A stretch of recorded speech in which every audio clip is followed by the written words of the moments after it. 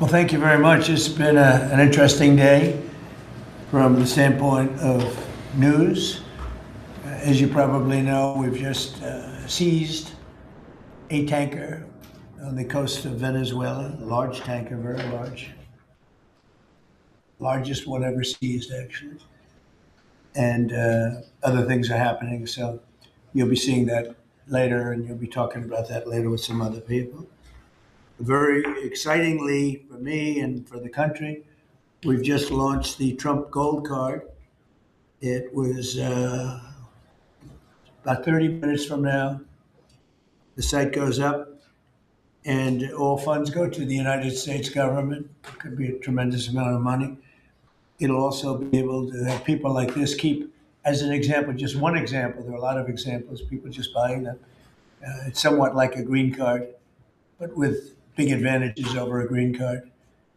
And companies are going to be able to go to the Wharton School of Finance, the Stern Business School, Harvard, MIT, wherever you may get your students, any school, and you're able to buy a card and keep that person in the United States, actually. So there's certainty, because I've heard from Tim Cook of Apple, and I've heard from a lot of people, some of the people at this table, that essentially in the United States, you can't keep the student. You can't hire people from the best colleges because you don't know whether or not you can keep the person. They come and have the people get out. They throw the person out of the country. You graduate number one from your college, and there's no way of guaranteeing, I guess you could say, there's no way of guaranteeing that they're able to stay in the country. Howard, maybe you'll give a little description of the Trump Gold Card, please. Sure. So for an individual, it's $1 million, and for a corporation, it's $2 million. And as the president said, for a corporation, they spend $2 million.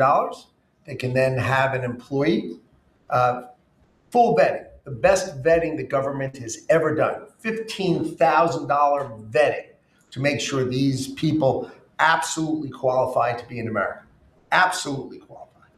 And then the company can keep them here, and they have a path to citizenship, right? Obviously, they have to be perfect people in America, and having passed the vetting, after 5 years, they'll be available to become citizens, and then the corporation can put someone else on the card. So for a company, they can keep putting people on the card, one person per card, and for an individual, it's $1 million, and it's a gift to the United States of America to help America be great again under Donald Trump. And it's really two gifts. It's a gift of getting somebody great coming into our country, because we think these will be some tremendous people that wouldn't be allowed to stay. You know, they graduate from college, they have to go back to India, they have to go back to China, they have to go back to France, they have to go back to wherever they came from. Very hard to stay. It's a shame. It's ridiculous things. We're taking care of that. The companies are going to be very happy. I know Apple's going to be happy, but a lot of the companies, nobody talked to me more about it than Tim Cook. He said it's a real problem, and it's not going to be a problem anymore. As you know, they used to send people up to Canada and other places, other countries. So we've solved that.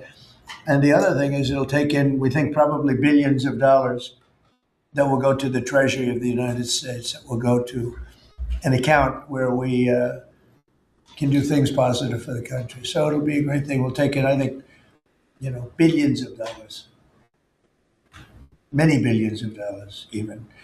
So that's very exciting. The Trump accounts are doing really well. We have a man on my right Michael Dell, who's an extraordinary person. His wife is even more extraordinary. I think I can say that. They have such a good relationship. You know, It's like true. she's an extraordinary person. Absolutely. Right? Got Yes, a great sir. wife. But they're two great people. And as you know, last week, Michael contributed $6,250,000,000. And this is just something that's so special. So many people are in love with that.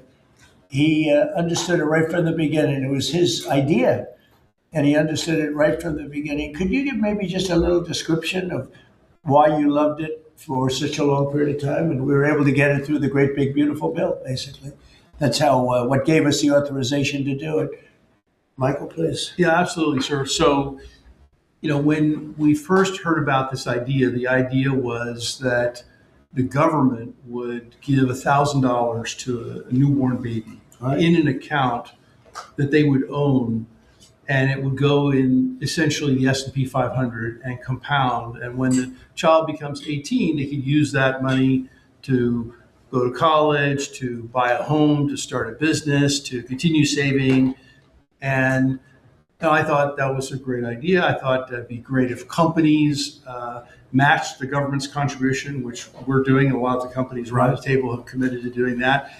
And also the thought about this is, wow, this is going to be like a platform for families and communities and philanthropists to contribute to those accounts.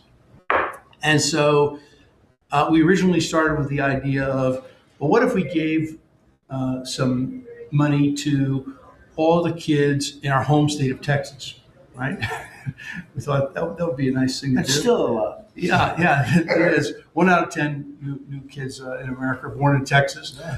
It's pretty good. Happen to be a fan of the state of Texas. But anyway, we thought about it some more. We thought, this is going to be something really special. We have a foundation. It focuses on children. It's been around for 26 years. And we said, well, why don't we go bigger? And so we talked about it. And, now that the Investment America Act is a law, which that in itself is a incredible thing that occurred. It does create a platform, and we were super happy to announce that we would give $250. We arrived at $250 because next year will be the 250th birthday of America and 25 million children. We thought that was a nice thing to do because it would include most of the children that are 10 and under, that are not part of the government program, that live in zip codes where the median income is less than $150,000. And that was also an important part of our contribution. And I do believe there will be a number of other large gifts announced. I've already spoken with a few that will be announcing gifts at the state level, Right. and more to come. It's amazing, and it's amazing the vision you have, but that's why you're so successful, frankly. And to think that Michael started off with not a lot of money, I would say, right? Not too much, like very little. And he can give a gift of $6,250,000,000, and I know he said he's going to do a lot more. It's pretty amazing. It's really a beautiful thing to watch. So great for our country. So we have the Trump accounts are doing really well, and it's become, I have to tell you, just everyone's talking about it, beyond what I would have even thought. And it's going to make some young people relatively very wealthy. And in some cases, I mean, they could really be off to a great start. So some people have had that advantage and some people haven't, but it's a wonderful thing. Thank you to you and your beautiful wife. Thank you, you, very sir. much. So it's a pleasure to welcome so many brilliant minds and distinguished business leaders back to the White House. I love these brilliant minds, including Michael Dell of Dell Technologies, who makes a great product. And I want to thank him for what he's done, what we just discussed, the accounts. We also are grateful to be joined by Enrique Lores of HP. So thank you very much, Enrique. Great job you're doing. Antonio Neri of HP Enterprise. Thank you very much. What's the difference between HP and HP Enterprise? We focus on the cloud security, networking, and large systems. The cloud's good. People have done very well with the cloud. That's great. Arvind Krishna of IBM, who's actually become, I would say, a legend. Job he's done. He's taken the stock from a rather low price to a very nice price. I won't say high because I'm sure you're going to say it's going to go up a lot more, right? So I can't say a high price.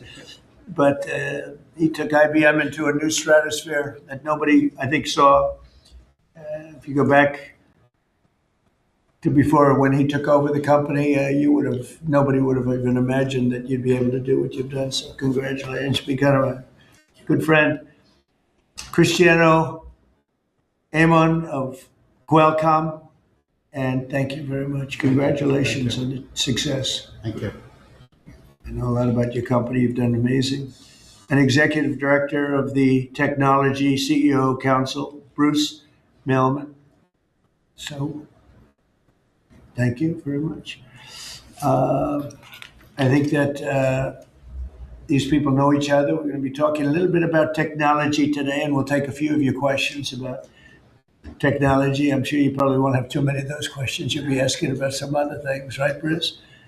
Our administration is committed to total dominance in technology. Right now, we're leading artificial intelligence by a lot.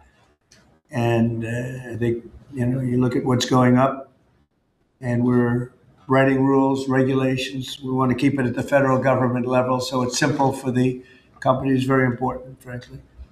And I think we're pretty well committed. I spoke to some of the senators today, and I think we're committed to do that. We want to make it as simple as possible, as easy, because you're competing with some very big sources, and we want to stay number one by a lot. We're leading the world in building new data centers and new semiconductor and chip manufacturing facilities and new capacity for AI. And we're unleashing all of the forms, literally all forms of energy and natural gas and oil to clean, beautiful coal and safe, reliable nuclear power. And I'm giving them approval to, when they build these massive plants that cost $50 billion. It used to be that for $50 million, you could build a nice little shopping center. But for $500 million, you could build one of the biggest, most beautiful centers. And now they're talking about $50 billion. So explain that one. These buildings there's never been anything. There's never been anything like that. So you're all involved in that. It's pretty amazing. 1 year ago, our country was considered dead by many leaders throughout the world. And now we have what's called the hottest country anywhere in the world. We're the hottest country in the world right now. 10 months took us. I thought it was going to take longer, Michael. I didn't think we were going to have this success this soon. We have over $18 trillion being invested. Much of it by, like you're in for a lot. What's the number that you're looking at? 150. 150 billion. That's good. I don't know, Michael. Am I allowed to ask you? You already gave 6,250,000,000. Do you have you stated a number that you're at for investment, future investment? Well, if I think about all the, investment that we make with the American companies that are adding capacity, particularly around semiconductors, it's several $100 billion. I think it's pretty good. Yeah. It makes the 6 billion sound very, very small. That's very good. Antonio, what about you guys? What about you and Enrique? How's that going? Well, have you announced a number or anything? No, I'm actually happy to share with you. Over the next few years, we're going to invest an additional $3.5 billion building secure manufacturing. We built the largest supercomputer for the United States government that supports both the DoD and DOE.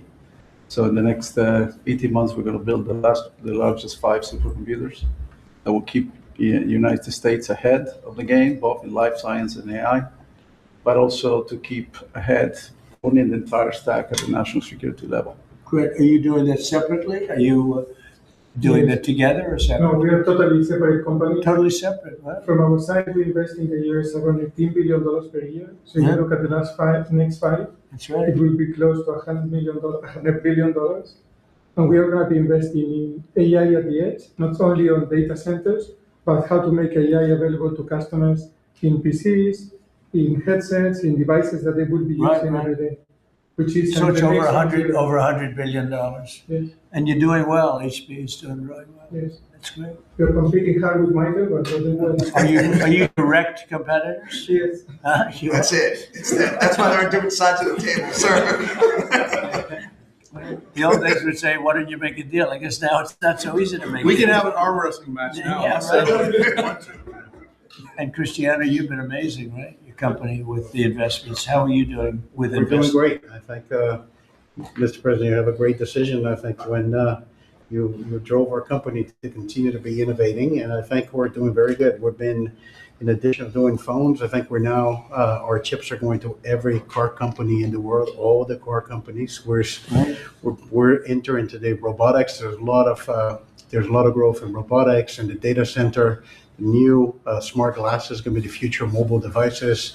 Industrial, I think a lot of the drive towards manufacturing the country is driving a lot of technology for smart manufacturing. We're making chips for that. So I think we're very excited. And I think, like Michael, I think the number of industries our chips are being enabling is driving hundreds of billions of dollar investments. And most important for us, semiconductor manufacturing is very important. So we are going to be customer of the fabs that are being built in the United States by TSMC and Samsung. So we're just going to keep going forward. Yeah, those investments are very important, and we are all customers of those fabs.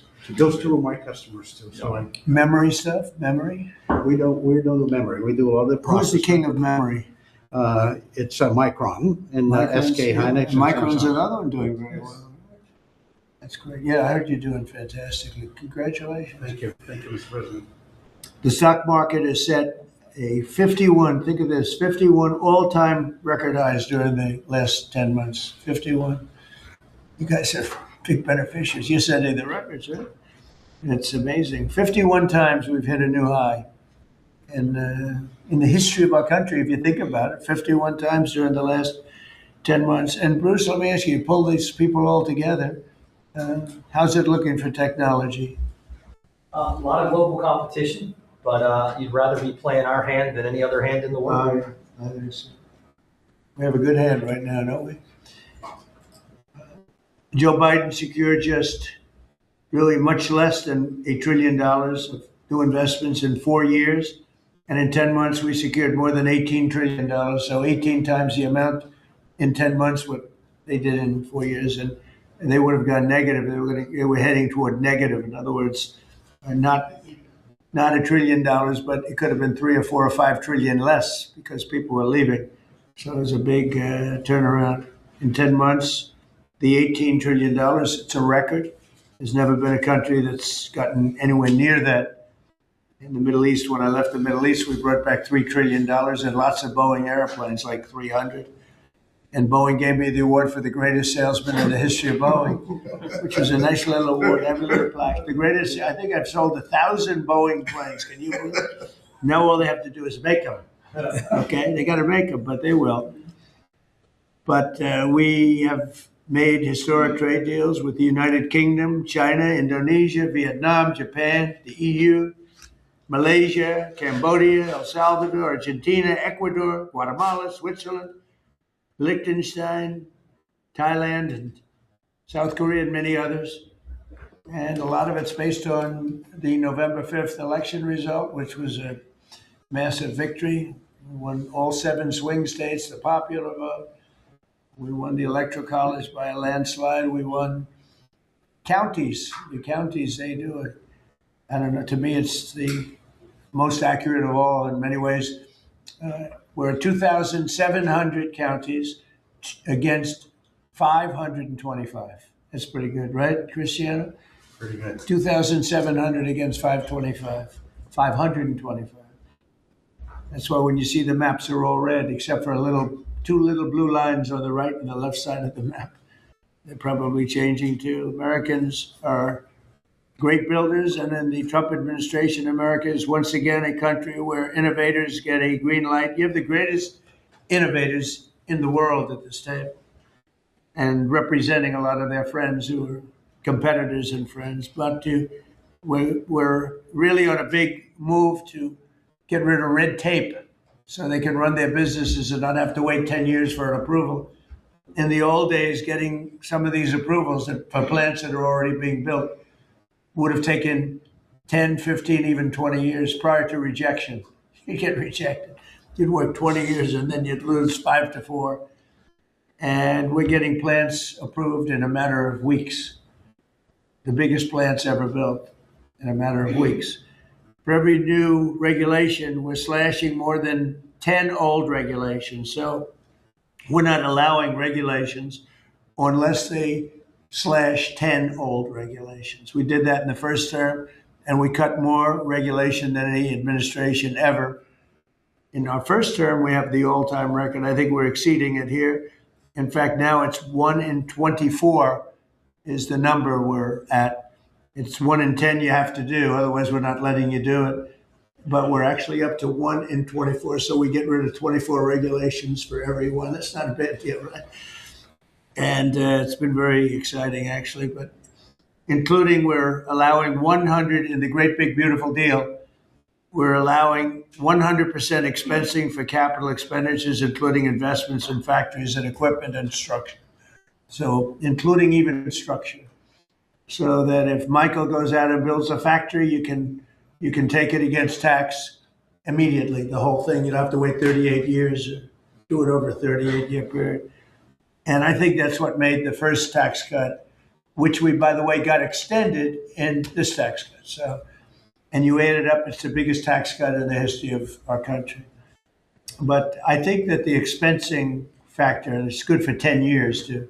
I think that's maybe was the reason that so much growth was, there were other reasons, but so much growth was gotten in the first term.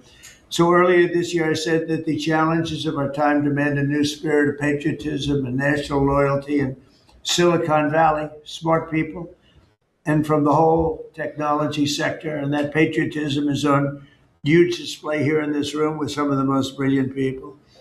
And I'd now like to ask Secretary Howard Lutnick to say a few words, and OSTP Director Michael Kratsios also say a few words. And I look forward to hearing from Michael a little bit about this subject. Cristiano, welcome. And Arvind, you'll say something, and I appreciate it. And anybody else wants to say a couple of words, feel free. Good job. So why don't we start with Howard, please? So the key to America's success is the amazing innovators that we have. I mean, we have invented everything from the light bulb, transistor, GPUs. We are on the edge of everything. And we need to keep being on the edge. And the people at this table and this industry is why America's great. We need to build here. You know, for too many years, we innovated and we let everyone else build our stuff. And we just can't do it anymore. So with President Trump coming and winning the election on November 5th, we changed that, and now we're going to build it here. You've done everything you can, and you've heard trillions and trillions of dollars of technology build coming home to America to protect and defend us and use our innovations here.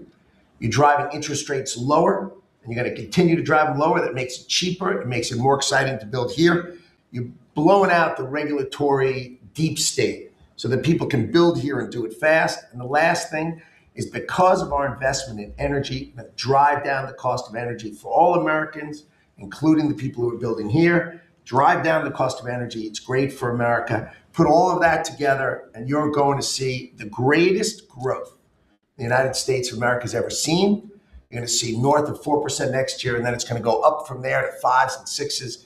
This president's going to drive the greatest GDP growth, led by the tech sector coming home and driving growth. Well, thank you. You know, one of the things I'd like to say just before going over to Michael, and this Michael, and then we'll have this Michael, all right? But one of the things I'd like to say is, in the old days, when you announced really good results in this country, the stock market went up. And that's the way it should be. And we're going back to that.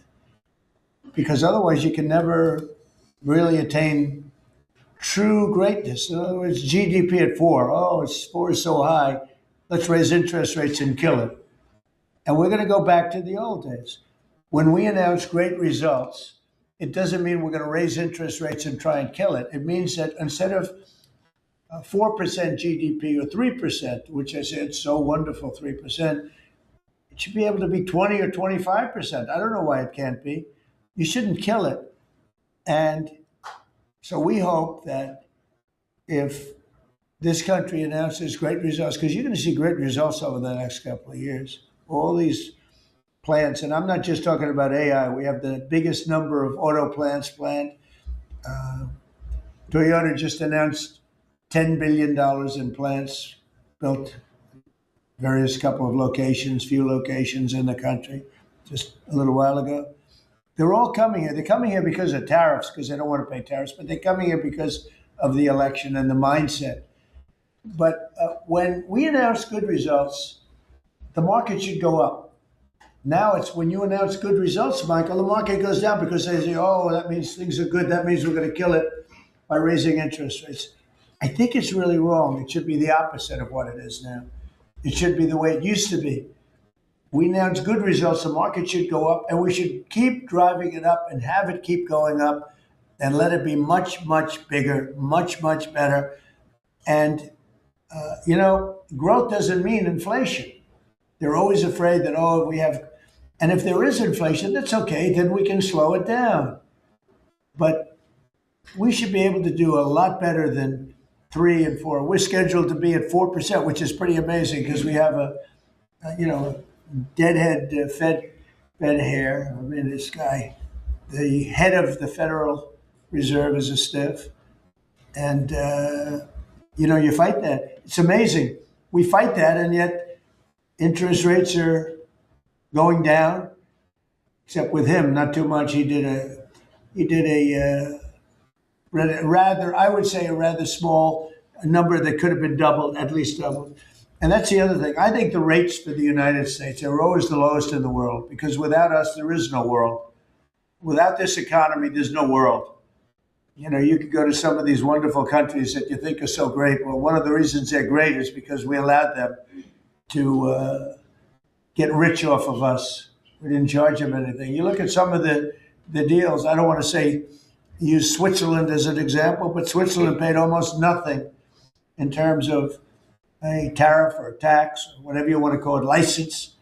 They paid nothing, and they're paying now. They're paying a fair amount.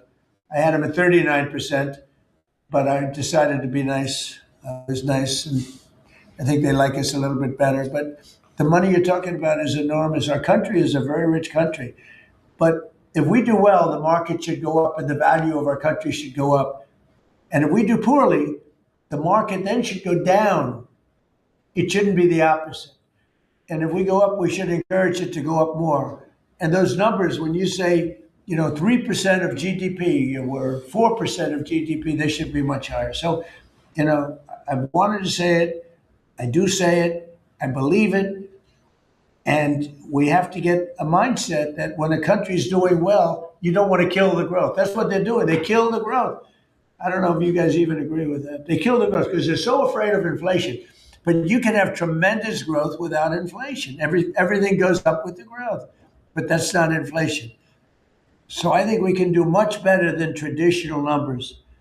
And you see that. You see that with what we're doing. We're leading in everything. And remember this, as far as prices are concerned, and they talk about affordability, I inherited the worst inflation in the history of our country. They say it was 48 years, but I say it was the history. What difference? It's 48 years, they were telling me. And they said I was being inaccurate because I said the history. I think 48 years is a long time, but it's actually, I disagree. I think it's the history. So in the Biden administration, I inherited the worst inflation in the history of our country, or 48 years. And prices were very, very high. I brought the prices down. We had yesterday 3 states where oil was at $1.99 a gallon. How about that? And, with these guys, it was $4, $4.50. In California, it was like $7 because that's a badly run state. But the price for oil and gas and everything else, the price of gasoline, was $4.50, $5. And we just hit $1 and we broke $2. I was looking forward to that. Couple of states, 3 states. And I will say that when that happens, oil and gas and energy is so big, it's so big a category, you don't even know what number 2 is. There is no number 2. And when you have the prices coming down for energy like that, you've killed inflation and you're lowering prices. So I inherited very simply the highest prices in history, and I'm bringing them down really fast, led by energy. And when energy comes down, everything else comes down. But I've only been here a short while, and we gave them a beautiful, beautiful thing, and they destroyed it. They would have destroyed our country had they been allowed to stay.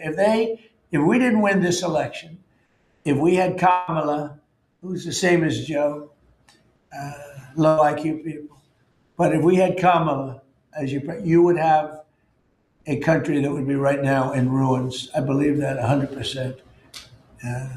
Things would be in a state like nobody's ever seen before, worse than anything you've ever imagined, worse than 1929, in my opinion. Instead, we have the hottest country in the world, and we're going to keep it that way. But just to finish, we inherited high prices. We're bringing them down very rapidly, and we're bringing them down to very, very good levels. They'll soon be down at very good levels.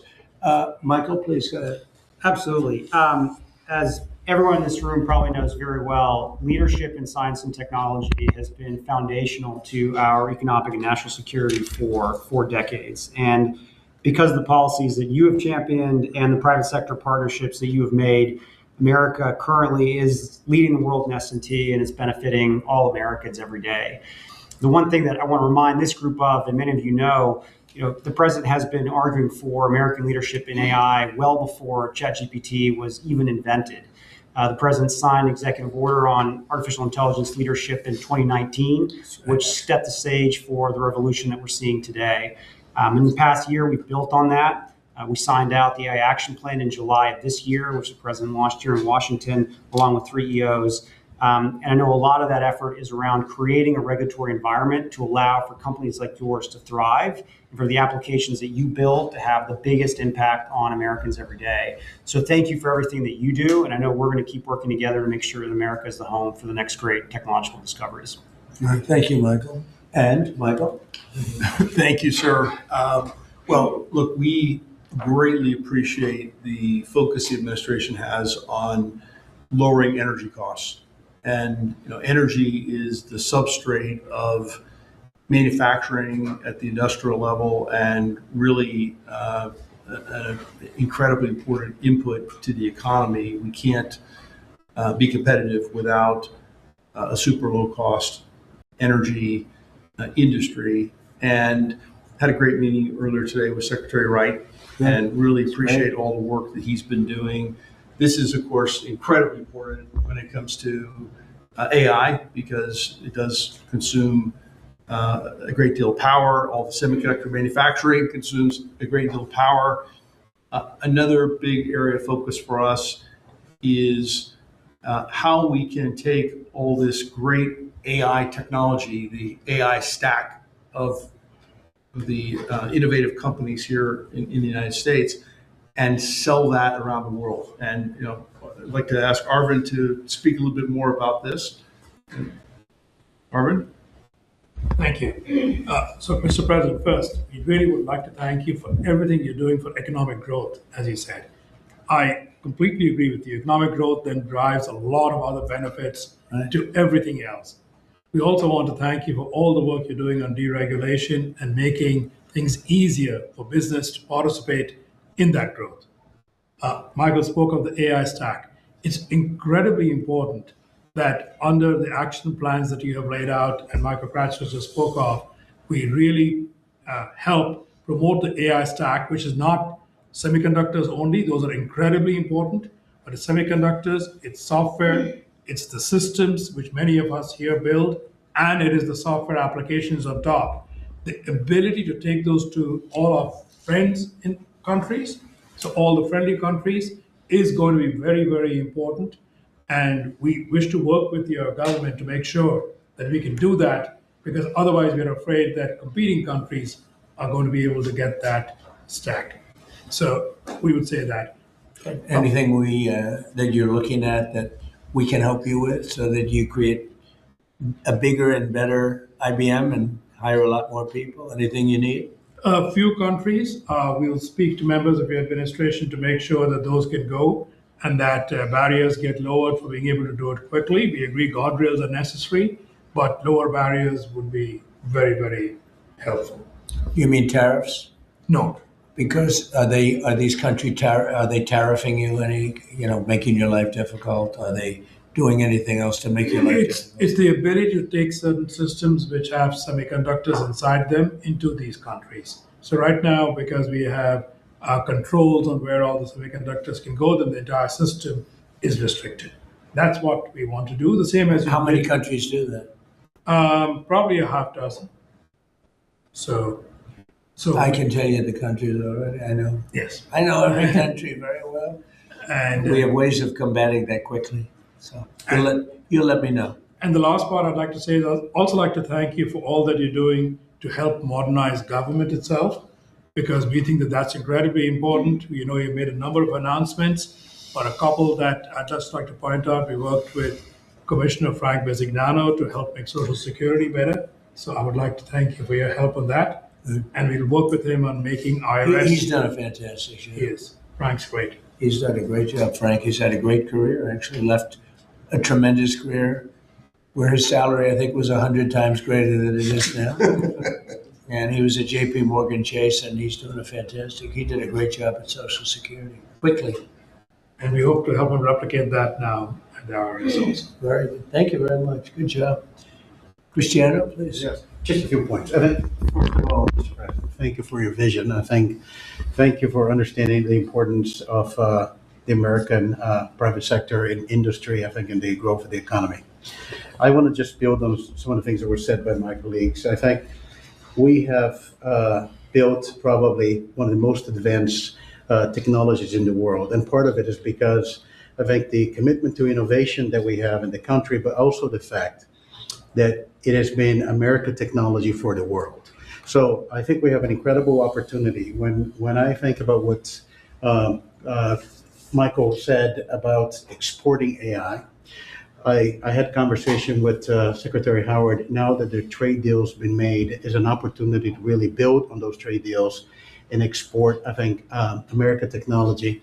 And also, as we think about the technology, it's an important vector to drive the reindustrialization, I think, of the country with technology. So we're incredibly excited about that. I think it's a big opportunity. I think it's the next wave of growth that we can build on those trade agreements. And I think it resonates what also Arvind said about the importance of the American technology stack. And then we're just going to finish with 2 points. There are 2 exciting things happening in the world of technology coming right now. One is as AI become the new form of computing, AI is going not only to the data center, but to everything, to cars, to PCs. And we see now the ability to run models that you can only run AI in the data center. You can run that on a microcomputer, on a computer for Enrique, on a server, with small server on premise. So I think we're going to see the proliferation of AI. The other one is 6G. We had made a commitment working with your administration, working with FCC. We're going to accelerate 6G. We're working to launch first in the world in the LA Olympics. And I think that's another opportunity for America to lead in the next wireless evolution. So thank you. Thank you for the opportunity. Thank you for the partnership. And we're going to be hard at work, I think, driving that agenda. So we're into 6G now.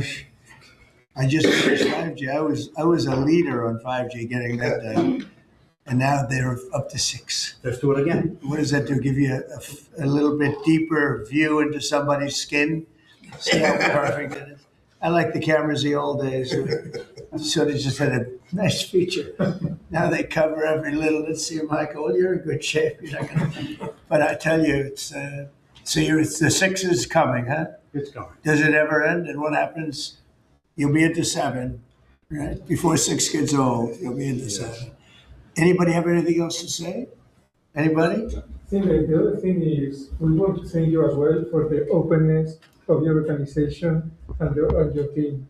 We always find people that wants to hear what we need and is willing to design programs that will support that. So thank you for. Well, we're here our to side. serve you. We want you to just dominate the whole world in terms of what you do. It's a very important world, and you're doing that. We're making it easy for you, and that means you're going to do it faster. It's more jobs. A lot of good things happen, right?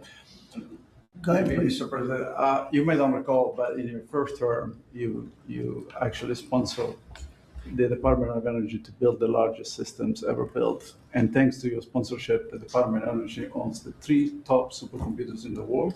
Yep. And we build it with them. And these are systems that can do quintillion operations per second. And that means we can solve I know. I a lot remember. of We made that possible. It's worked out very well. Good. solve problems. So I know we're going to build the next generation again. Good. Sounds good to me. Any questions, please? Mr. President, thank you. Can you explain a little more about this Venezuelan oil tanker and share a little more information? Well, I'll let the people do it, but you see the result, and I guess they probably have released the pictures by now or pretty soon. You'll discuss that with the appropriate people later on, but no, it was seized for a very good reason. Mr. President, it's not about Cuba. Sir, there's a new proposal from DHS that would see tourists from a lot of countries have to hand over 5 years of social media history to get a tourist visa. Are you concerned at all that if that's implemented, there would be a decline in tourism next year? And then what sort of material do you think is? We're doing so well. We just want people to come over here and safe. We want safety. We want security. We want to make sure we're not letting the wrong people come into our country. We're getting rid of a lot of bad ones from jails, from mental institutions, drug dealers. And we're getting a lot of bad people, murderers. 11,888 murderers. Half of them, almost exactly half of them, committed more than one murder. We're getting rid of them. In some cases, we don't even want to get them out. We put them in jail because we're afraid they're going to come back into our country. We're not going to let them back in. So we've taken a very tough stand. And you see where we've been, like Washington, D.C. now, people walk down the streets. They go into restaurants at night. It's beautiful. It's like this beautiful thing to see because until I got here, this was a very, very bad place. We had a terrible thing happen 2 weeks ago with terrorism with regard to 2 National Guards people that are so phenomenal. One is no longer with us, and one, amazingly, we weren't looking with great hope on that, that Andrew. And today he got out of bed, actually, got stood up, didn't say anything. It's a little early, but the chances of Andrew, other than his mother who said, nope, he's going to be okay. His mother was the most positive person. And could be that she'll be right. It's pretty amazing. Made progress. It was both of them were so badly hurt. We never thought that one could survive. So it looks like Andrew's doing pretty well. Mr. President. The winner of the Nobel Prize dedicated the prize to you, the Nobel Peace Prize, and she left Venezuela at a great risk to make it to the ceremony. There is a risk she could be arrested. Actually, what would happen if she's arrested? What message do you send, or would you send to Nicolas Maduro? Well, arrested by who? The Nobel Prize Committee? That's probably the ones that would arrest. I don't know anything about it. She was very gracious. She said I should have gotten the Nobel Prize, and I don't. I'm doing this to save lives. I'm not doing it for any other reason. But no, I don't like if she would be arrested. No, I wouldn't be happy with that. Mr. President, Senate Republicans currently have a healthcare proposal that would take away, let those ACA subsidies expire and then put about $1,000 in people's HSAs. Do you think that is enough money? And how do you ensure that people who will see those tax subsidies expire won't see their healthcare costs skyrocket? Well, the Unaffordable Care Act, which is Obamacare, they call it now the unaffordable because it's unaffordable. It used to be called the affordable, but it was never affordable. It was always bad. It was basically designed for the benefit of insurance companies. And what we're doing is we want all of the billions and billions of dollars that went to insurance companies to go directly to the people, and they can buy their own health care. And people love it. I don't know if the Democrats are going to approve it because they want the insurance companies to make money. It was a scam. Obamacare was a scam. But we're going to see. I mean, the Republicans, I can tell you, want the money to go to the people. And we're winning that battle. the Democrats having a hard time with it because they're in the pocket of the insurance companies. Yes, please. You spoke to some European leaders today, I think, sir, about Ukraine. I did. Could you tell us about that? And is there a new revised peace plan that Ukraine has presented? The leaders of France, we spoke to, Germany, and UK, all very good leaders, very good friends of mine, and we discussed Ukraine in pretty strong words. And we'll see what happens. I mean, we're waiting to hear answers before we progress. You know, we're not spending any money in Ukraine. We're selling basically missiles and everything else to NATO, and NATO's paying us, and then they distribute it to who they want. I guess they're mostly distributing to Ukraine, but we're not spending money. But you know, we're spending a lot of time and a lot of effort. Because last month, 27,000 soldiers were killed. Both, think of it, 27,000. That's if you take a football game and take half the stadium, that's 27,000. So 27,000 soldiers were killed. Russian and Ukrainian soldiers were killed. And I want to see that stop. We'll find out. Look, there are a lot of things happening right now. A lot of people say it's closer than it's ever been. It's a war that would have never started. If I were president, would have never started. It's a war that should never have started. But we'll have it figured out, I think, within a pretty short You say very strong terms, sir. Could you explain that?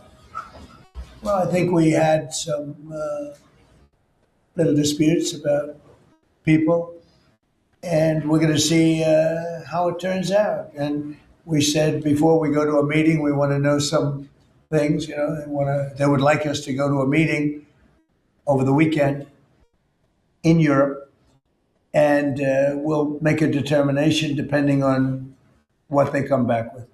We don't want to be wasting time. Sometimes you have to let people fight it out, and sometimes you don't. But the problem with letting people fight it out is you're losing thousands of people a week. It's ridiculous. The whole thing is ridiculous. Mr. President, two questions. One, the oil tanker. Who owns that oil tanker? You'll get that information later. Okay, and have you spoken to Maduro since your last conversation? No, Or has it only been one conversation? No. And when you say that the European leaders want to have a meeting over the weekend, are you talking about with Zelensky or with them? With Zelensky and us. And you said in an interview yesterday that you think it's time for Zelensky to start accepting things. What things are you talking about? I think he has to be realistic, and I do wonder about, you know, how long is it going to be till they have an election? You know, it's a democracy. It's a long time. They haven't had an election in a long time.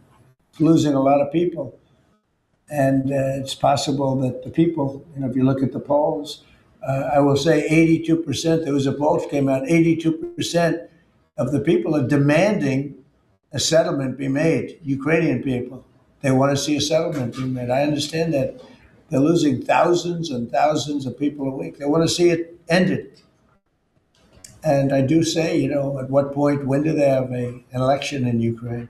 That's not casting dispersions on anybody, but they do have a massive corruption situation going on there. And they do say, you know, when are they, people are asking this question, when do they have an election? Are they going to have an election? Or are they going to just keep it going like this? So I think it's time to get that war settled. And I think it's a war that can be settled. But it takes two to tango. Mr. President, Warner about the new owners of Warner Brothers Discovery to make changes at CNN, big changes, and have you spoken to Jared about it? What are you doing with him, or are you just sort of wall him off a little bit?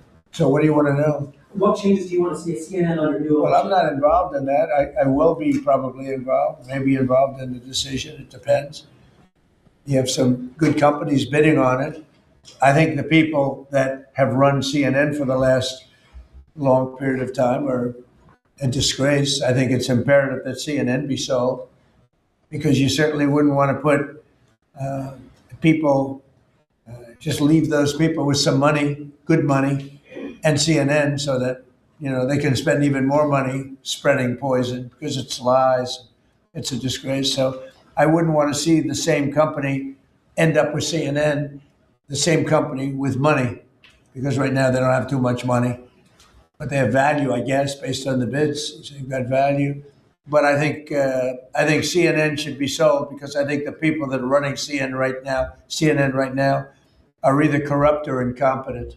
And that'll be a factor in the decision making, because we've got some. Well, in my mind, but I can be talked out of that by some very talented people that we have, antitrust people. But I just think that the people that have run CNN into the ground, by the way, nobody watches, very few people watch. I don't think they should be entrusted with running CNN any longer. So I think any deal should be guaranteed and certain that CNN is part of it, or sold separately. But I don't think the people that are running that company right now and running CNN, which is a very dishonest group of people, I don't think that should be allowed to continue. I think CNN should be sold along with everything else. President. You spoke about affordability earlier in your remarks and yesterday in Pennsylvania. How much more can we expect to see you on the road kind of delivering that message? And are you worried at all about the Democrats winning a couple more things in Miami and Georgia? I don't worry about it. It's like statistically, it's amazing when you win the presidency, even if you win by a landslide like we did, and even if you do a good job. And some people say we've done the best opening 10 months in history, in the history of the presidency. I think we have. Who's done better? We ended 8 wars. We have the strongest economy. We have $18 trillion coming in, which is more than any country had, times I think 5 or 6. 18 trillion is a lot even in your standard, right? Yes, sir. Even for that guy, 18 trillion is big numbers. But we have $18 trillion coming in. Pretty amazing, right? I think Qualcomm would be very impressed if they had even a little piece of that. So we've done a great job. But for whatever reason, and nobody's been able to give me an answer, when you win the presidency, you seem to lose the midterms, even if you win the presidency by a lot and you do a great job as president. Some presidents have done good and they've lost. I think it's like 2 times in the last many, many years it's been won.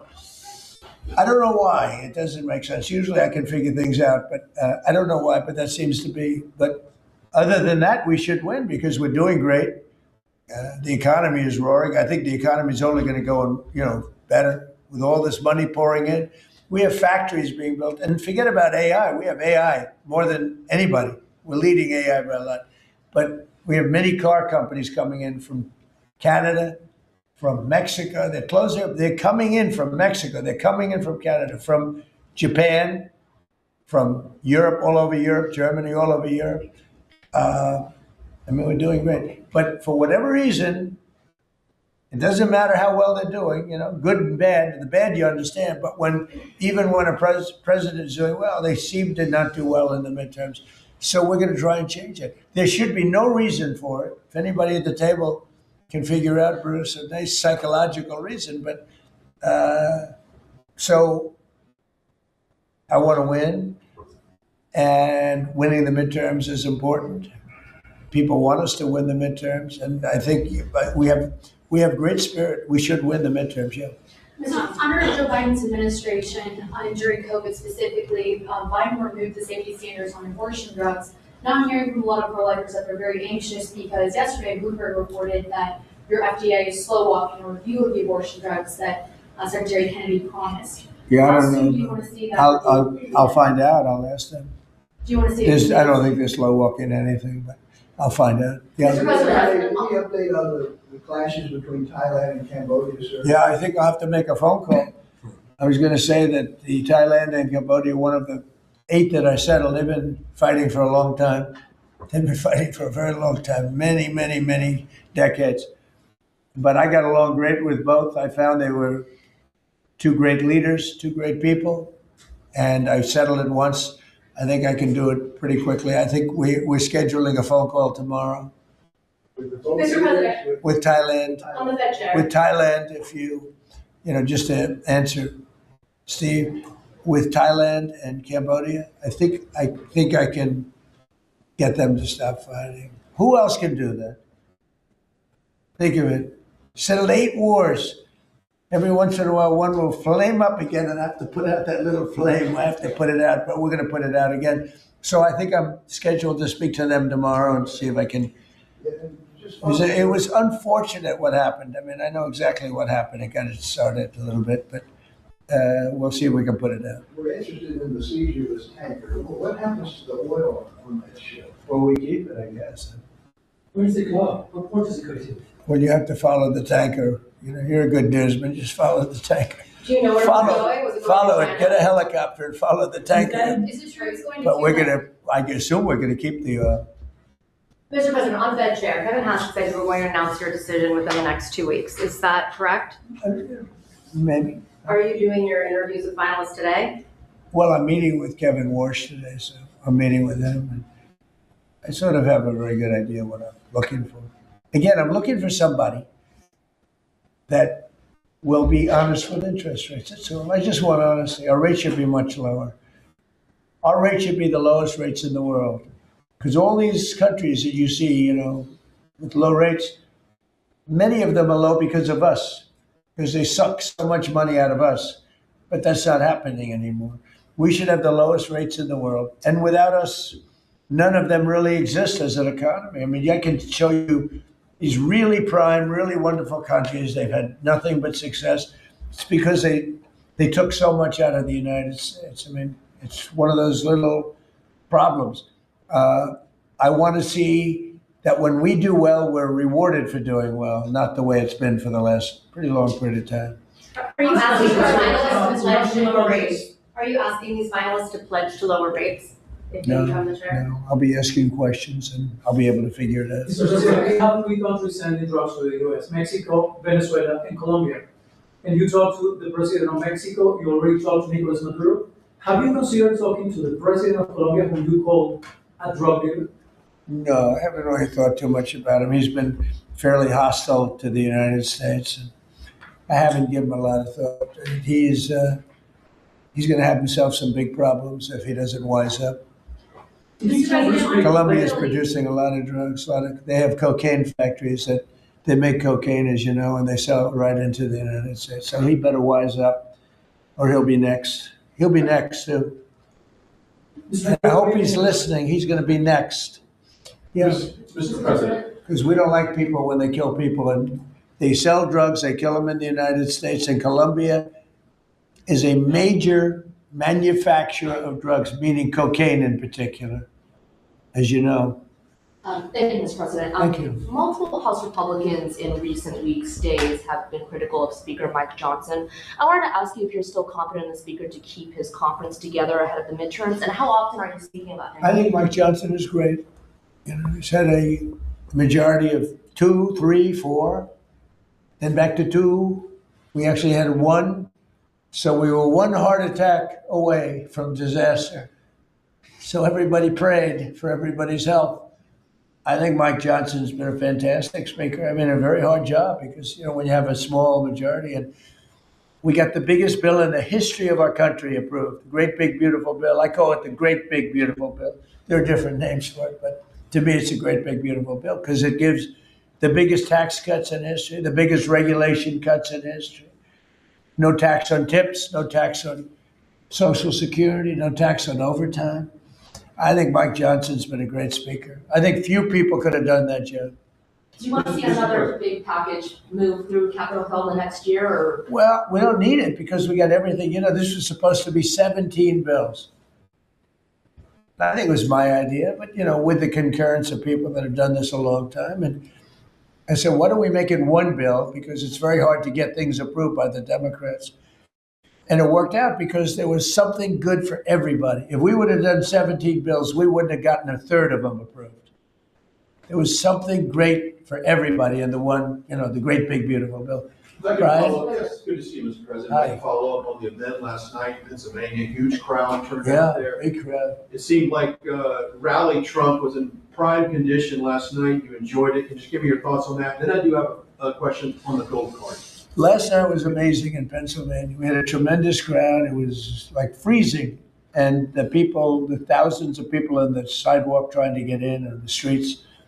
It was an amazing evening, actually. And I think people really enjoyed it. I enjoyed it. You could tell that. I can tell that you enjoyed it. I enjoyed it. I really did. Well, you know, it's easy to enjoy when you do a good job. And, you know, when you can talk about things in a very positive way. It's hard not to say it.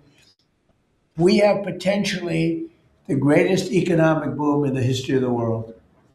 It's being built right now. And when it opens, there will be nothing ever in history like what's happening in our country.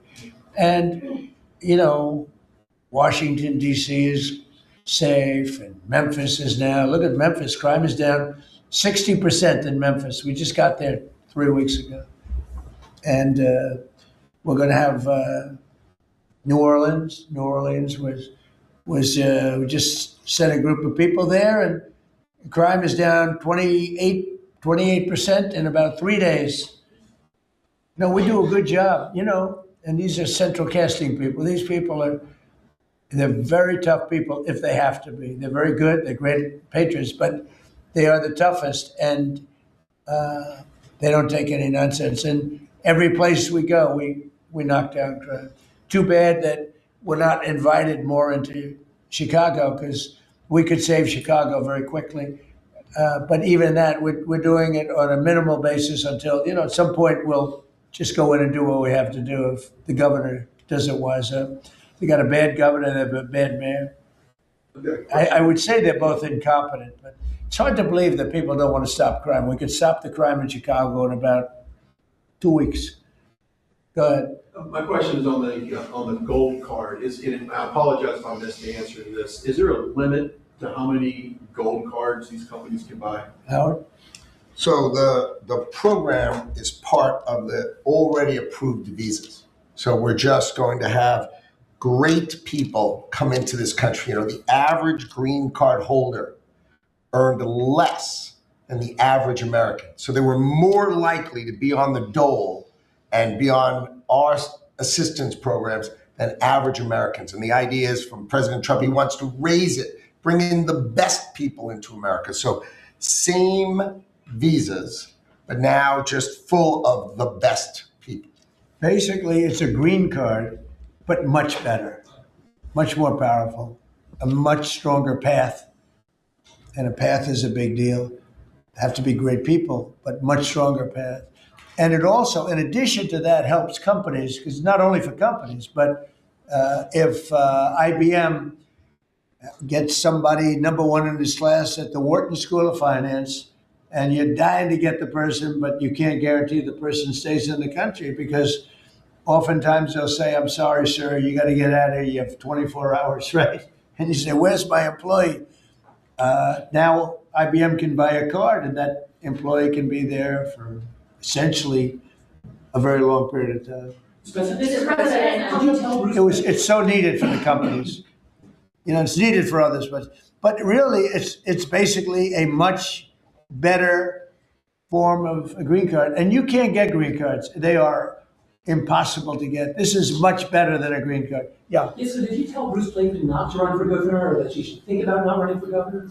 I haven't spoken to, first of all, he's a friend, she's a friend. These are two great people running. In a way, I hate to see them running against each other. I hope they're not going to be damaging each other. But Alicia's fantastic, and Bruce is, they're two fantastic people. And I always hate it when two very good friends of mine are running, and I hope there's not a lot of damage done. Sometimes it works the other way. The victor ends up being much stronger because of it. A lot of times that happens in politics. You think it's in a couple months to actually see who performs? Well, I think in New York we have a convention toward the end of February, and I think you'll know pretty much at the end of February what's going to happen. And I'll probably have to, you know, do what I want to do. But I hope that he's running now, as you know, and she's running. We have two very talented people. Either one should win against the Democrats. Mr. President, the President legacy story lately focuses on one of your cabinet members predicting that you're going to fire this one or you're going to get rid of that one. Of all your cabinet members, who would you perceive as the most under attack? Well, I think my cabinet's fantastic. I read these same stories that I'm unhappy with this one or that one, and I'm not. I think the cabinet's done a great job. I read a story that I was unhappy with Pete because he was attacking drug dealers. I said, that's not exactly right. I would say very much the opposite. Pete Hegseth has been phenomenal. I read a story recently, I'm unhappy with Christie I'm so happy with it. I mean, we have a closed border. We have a border that's the best border in the history of our country. Why would I be unhappy? She's fantastic, actually. No, we have a fantastic cabinet. Really fantastic cabinet. I mean, Lutnick, I'll have to think about. No, Can't have everything. can't have everything. He's doing great. Well, Howard's done really well, and Scott's done really well. We have just a fantastic cabinet. I'll tell you who's doing a great job is Linda McMahon. We're bringing education back to the states where it belongs. Education is going, we can't do any worse than we're doing right now. Let the states run it. You know, if you go back to some of our states that are run so well, so good, I would say 40 of them. And then you'll have trouble with 5, and you'll have bigger trouble with another 5. But you have 35 or 40 states that will run education as good as Norway or Denmark, Sweden. We have some, the heads of the list are Denmark, Norway, Sweden, a few others. I think if you go to Iowa and you go to Indiana and you go to, I can name a lot of states, I think it would be almost the equivalent or maybe better. But you can't run a school system in Iowa from Washington, D.C. Yeah. So the Gaza plan, when do you expect to announce members of the Board of Peace, the leadership of that? Well, we'll do it early next year. And the Board of Peace are going to, it'll be one of the most legendary boards ever. Everybody wants to be on it. It's mostly going to be, I guess, we weren't thinking about it that way, but they want to all do it. Basically, it'll be the heads of the most important countries. Mr. President. They all want to be on. It wasn't really planned. We thought we were going to get very distinguished people that do that kind of thing for a living.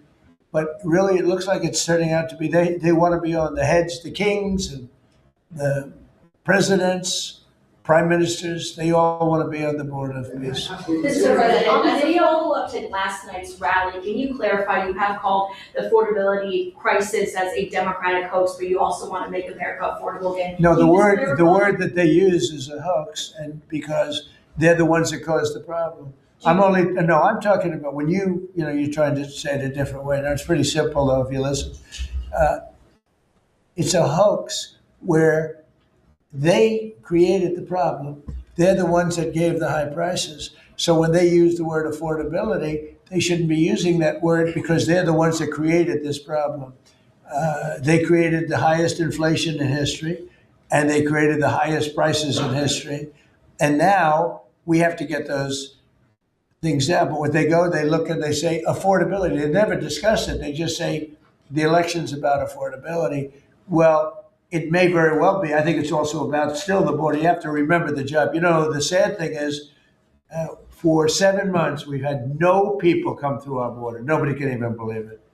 0 people. And the people that do that are largely Democrats, which the people that do the stats. We've had no people come in other than coming in legally. But if you take a look, and nobody wants to talk about that. In fact, last night I said, let me talk about the border. My own people told me, sir, nobody cares about the border anymore. You've fixed the problem. I said, do I get a little credit for fixing a disaster where millions of people a month would flow into our country and, from prisons and from gangs and from drug dealers and mental institutions? They say, sir, you fixed the border. Nobody cares. I say, but I care. It's sad when you fix something and then you can't even use it. You can't talk about it. My own people don't want to talk about it anymore. But very simply, the Democrats created the worst crisis of inflation that this country's ever had. And with that came the highest prices that we've ever had. And I'm fixing it. Mr. President, has Secretary Hegseth told you why he hasn't released the video of the second strike? No, he hasn't told me. I thought that issue was dead. You're surprised you bring it up. You must be CNN. Lawmakers are still Are you talking about CNN? it on the Hill. Are you CNN? I am with CNN. Oh, gee, I'm shocked to find out. But lawmakers are still talking about it on the Hill. Well, I'll tell you, I don't know about lawmakers. Which lawmakers are you talking about? Mostly Democrats are Talking talking about Democrats? trying to release I it. mean, the people that you work for, the Democrats? You know you work for the Democrats, don't you? You're basically an arm of the Democrat Party. Thank you very much, everybody. I appreciate it. Thank you. Thank you. Thank you, guys. What, you want to talk? Thanks, guys. Turn off the cameras. Thank you, guys.